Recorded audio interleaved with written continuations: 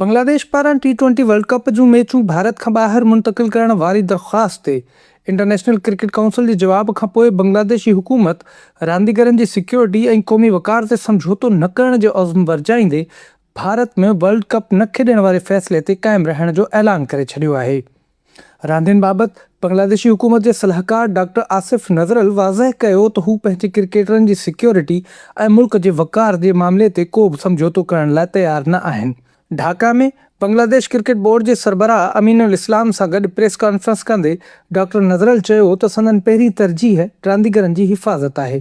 तंहिं करे Bangladeshi team world कप लाइ ॿिए वेन्यू यानी श्रीलंका में मैचूं खेॾणु चाहे थी। डॉक्टर नज़रल मूजिबि बांग्लादेश अॻु ई वर्ल्ड कप लाइ क्वालिफाई करे चुको आहे ऐं बांग्लादेशी क़ौम क्रिकेट सां प्यारु कंदड़ आहे। हुन चयो त ICC पारां मोकिलियल ख़त में भारत में बांग्लादेशी रांदीगरनि खे दरपेश सिक्योरिटी ख़तरनि ते ख़ासि ध्यानु न ॾिनो वियो आहे, जॾहिं त इहो हिकु वॾो संजीदा मसइलो आहे। हुन वधीक चयो त भारतीय क्रिकेट बोर्ड पाण ई कलकत्ता नाइट राइडर्स खे चई चुको आहे त हू बांग्लादेशी फास्ट बॉलर मुस्तफ़िज़ुर रहमान खे सिक्योरिटी फ़राहम नथा करे सघनि, जेको इन ॻाल्हि जो सबूत आहे त बांग्लादेशी रांदीगरनि लाइ भारत में खेॾण वारो माहौल मुकमल तौरु महफ़ूज़ न आहे। बांग्लादेशी बोर्ड जे सदर अमीनुल इस्लाम बि पंहिंजे मौक़िफ़ खे वरजाईंदे चयो त कंहिं बि ग़ैर मुल्की दौरे लाइ हुकूमती इजाज़त ज़रूरी हूंदी आहे ऐं बोर्ड हुकूमत जे फ़ैसिले ते अमल कंदो।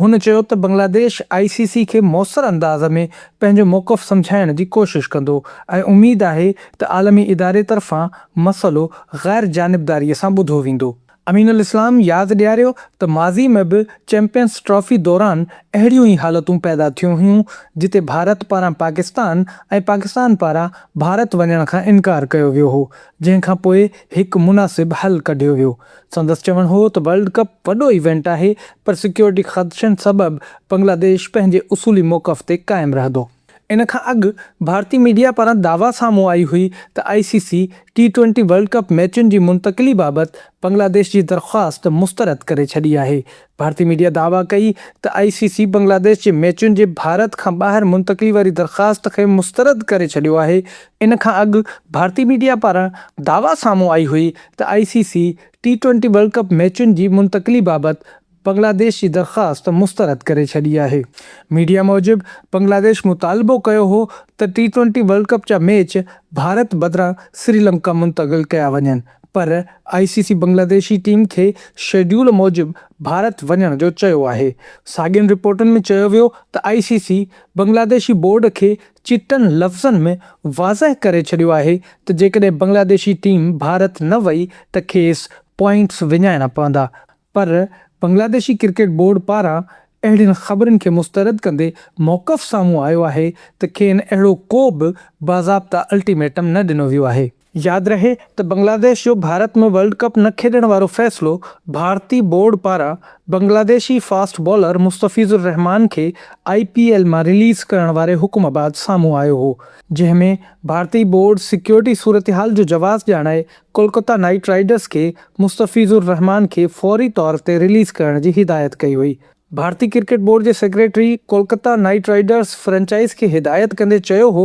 त मुल्क अंदरि ताज़ियुनि अघु भराइनि ऐं शहरियुनि जी तनक़ीदी रद्द अमल बाबति बोर्ड इहो फ़ैसिलो कयो आहे त बांग्लादेश जे फास्ट बॉलर मुस्तफ़िज़ुर रहमान खे IPL 2026 खां रिलीज़ कयो वञे। पंहिंजे ख़त में बोर्ड पारां फ्रेंचाइज़ खे यकीन ॾियारियो वियो हो त जेकॾहिं हू मुस्तफ़िज़ुर रहमान जो मुतबादिल चाहींदा त खेनि ॿियो रांदीगर चूंडण जी इजाज़त ॾिनी वेंदी। यादि रहे त दिसंबर में थियल ऑक्शन दौरान कोलकाता नाइट राइडर्स मुस्तफ़िज़ुर रहमान खे 9.2 करोड़ भारतीय रुपयनि में ख़रीद कयो हो, पर बांग्लादेशी क्रिकेटर जी शमूलियत ते महाराष्ट्र ऐं ॿियनि इलाक़नि में एतिराज़ उथिया, जिते कुझु सियासी अॻुवाणनि ऐं हिंदू इंतिहा पसंद धड़नि बांग्लादेशी रांदीगरनि खे लीग ऐं वर्ल्ड कप में न खेॾाइण जो मुतालबो कयो हो। मुस्तफ़िज़ुर रहमान खे IPL मां रिलीज़ करण बादि बांग्लादेश क्रिकेट बोर्ड टेंशन वारी सूरतहाल जो जाइज़ो वठण लाइ हंगामी मुशावरत शुरू करे छॾी हुई, जंहिं बादि बांग्लादेशी बोर्ड जे सरबराह अमीनुल इस्लाम चयो हो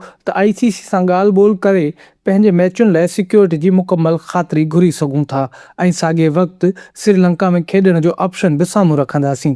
ख़्यालु रहे त ICC T20 वर्ल्ड कप 7 फरवरी खां भारत ऐं श्रीलंका जी गॾियल मेज़बानी हेठि थी रहियो आहे। वर्ल्ड कप जे शेड्यूल मुताबिक़ ग्रुप सी में शामिल बांग्लादेश खे 4 मैच खेॾणा आहिनि, जिन मां 3 मैच कोलकाता ऐं 1 मैच मुंबई में रिथियल आहे। जॾहिं त बांग्लादेशी हुकूमत ऐं क्रिकेट बोर्ड जो गॾियल मौक़िफ़ आहे त जेसिताईं पंहिंजे रांदीगरनि लाइ माहौल महफ़ूज़ हुजण जो यकीन न करे वठंदासीं, तेसीं ताईं हू भारत में खेॾण लाइ तयारु न थींदा। ॿिए तरफ़ ICC तरफ़ां बाज़ाब्ता तौरु हातमी फ़ैसिलो अञा साम्हूं न आयो आहे, जंहिंजो बांग्लादेश बि बेसब्री सां इंतज़ारु करे रहियो आहे।